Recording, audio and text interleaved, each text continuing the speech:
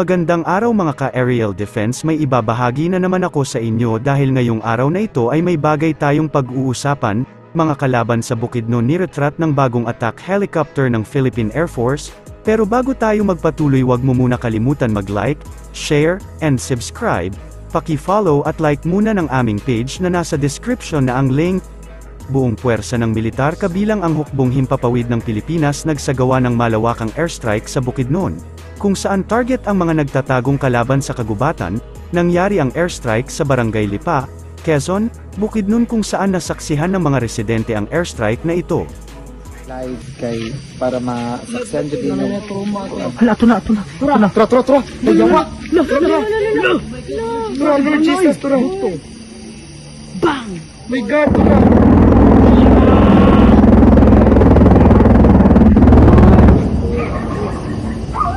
Nadungog din nyo guys, grabe daghan kaayong bala, gapula-pulag yun. Sus, dino ako nagsiga-siga patindagan na Lord Jesus, tabangin ta ang mga tao sa Lipa ug Linabo somewhere. Uy, mura ta nagkarog shooting kardo. Lord Jesus. Ulit ikaw ako. Mura ba ka mo? Witness na dyan ka mo. We are making a history here, right now. Sudah kita na to eh. Sada kita na no. Nag-renew. May pabig, big as proud.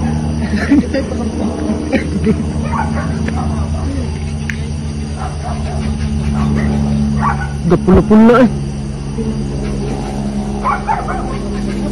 Ulihan ka ba?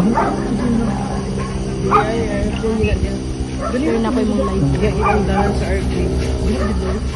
So palihog kog share sa ato ang live kay para monitor pud ang inyong mga friends all the way from different part of the Philippines. Sa gabi ginawa ang airstrike gamit ang mga bagong attack helicopter ng ating Air Force. Kung mapapansin natin sa video, ito ay isang uri ng attack helicopter at ito nga ang pinakamodernong attack helicopter ng Pilipinas ngayon, na kayang humanap at tumukoy ng kalaban mapa umaga man o gabi. Dalawang T-129 attack helicopter ang nasabing namataan sa isinagawang airstrike at malamang ang mga main gun nito ang ginamit, hindi pa kasama ang mga rockets at missiles nito. Dahil sa modernong attack helicopter ang ginamit ng ating hukbo sa pag-ubos sa kalaban ay marami sa hanay ng kalaban ang nasawi. Tukoy na ng 4th Infantry Division ng Philippine Army ang pagkakakilanlan ng 7 sa 10 miyembro ng komunistang teroristang grupo na New People's Army, na nasawi sa engkwentro laban sa mga tropa ng militar sa bahagi ng Malaybalay City, Bukidnon nitong nakalipas na ika-25 ng Desyembre. Kabilang sa mga natukoy ng kasundaluhan ay ang mag-asawang top leader ng CPP-NPA terrorist na sina Beverly Sinante aka Ayang, at asawa nitong si Alfredo Banawan aka Alab. Gayon din ang kanilang anak na kinilalang si Chen Banawan aka Pau, na pawang mga residente ng Barangay Kawayan, Quezon, Bukidnon, habang kinilala naman ng mga otoridad ang 4 na iba pang nasawing rebelde. Ang naturang mga rebelde ay nakilala ng mga otoridad batay sa previous data profile na hawak ng militar, at sa tulong na rin kanilang mga pamilya. At gayon din ang dati nilang mga kasamahang rebelde na ngayon nagbalik loob na sa mga pamahalaan. Samantala, sa ngayon ay patuloy ang ginagawang pakikipag-ugnayan ng 8th Infantry Battalion sa pamilya ng mga nasawing rebelde, Philippine National Police at local government unit para sa proper disposition at turnover ng kanilang mga labi. Kasabay nito ay sinabi rin ng militar na nagpapatuloy din ang kanilang pakikipag-ugnayan sa iba't ibang mga intelligence communities at dating mga rebelde para naman sa pagkakakilanlan ng 3 pang mga bangkay ng nasawing mga rebeldeng nakasagupan ng mga militar. The scope of representation is shown. Next. So for the situation, just to give background. Next. So from October to November, significant development. No, next slide. So we have a burning incident at the northern part of our area of operations in Sitio Mahagua, Barangay Halpa, no, perpetrated by the CTGs. Next. So we have encounter in the area of 88IB dito sa mga Barangay St. Peter, no? Sometime in November. Next. And we have multiple CTG sightings somewhere dito sa Indala sa going down to Iba, no? Nalumusan ng sila eh. Next. So next.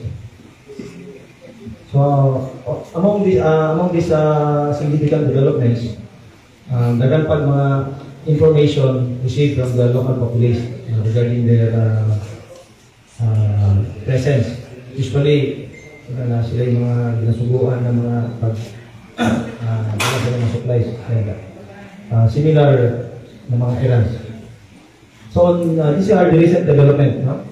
01 December, we received reports that the communist terrorist group will conduct harassment dito sa Puro Conquillo, Barangay Kanayan, next. So, una siya, starting na siya leading to this encounter, no? The main encounter. So, natay ongoing na project niya and plano nila ni na rason ang equipment and ang government troops na secure. Next. Next. So, same date on 01 December, nagka-encuentro ang tropa namo somewhere in Barangay St. Peter, Purumutso. So, 2 encounters in Monday, next, in the morning and late afternoon, 5:40 p.m. Then there was also reported sightings, no? 20 CNTs din na sa may Kagitan Creek, somewhere in Indalasa or Sitio Lupok. Next. And we have also encountered the enemies. So from Barangay St. Peter, ang next na encounter, we conduct pursuit operations. Next. Dili na sa Barangay Ulaman in December 16. So, nasundan nila ito na yung mga ang grupo. Next. So, in 17 December, ano po yung nanay mga sightings. Dili sa Kanayan. And with the information coming from concerned citizen, this led us to come up with the exact analysis, no, of their presence dito sa barangay. Next. So with this information and all the significant events from the previous months and the recent month, the operator began launch this operation in 21 December. Nagpakalat naman ng leaflets ang ating hukbong himpapawid kung saan isinaboy nila ito sa kagubatan sa Bukidnon, para sa mga natitira pang miyembro ng kalaban ng gobyerno na sumuko na sa pamahalaan.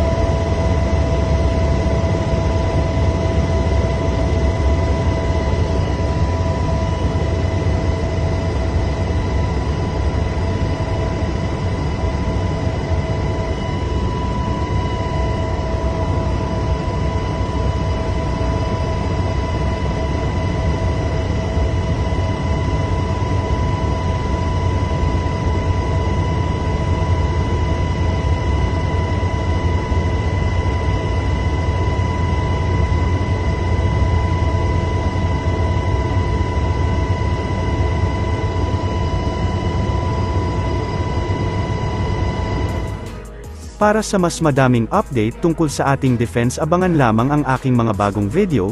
Para naman sa mga gusto magpa-shoutout, mag-comment lamang po at share, paki-follow at like muna ng aming page na nasa description na ang link. Huwag mo na rin kalimutan mag-like, share, and subscribe. Pindutin mo na rin ang bell para updated kayo sa aking mga video. Maraming salamat po.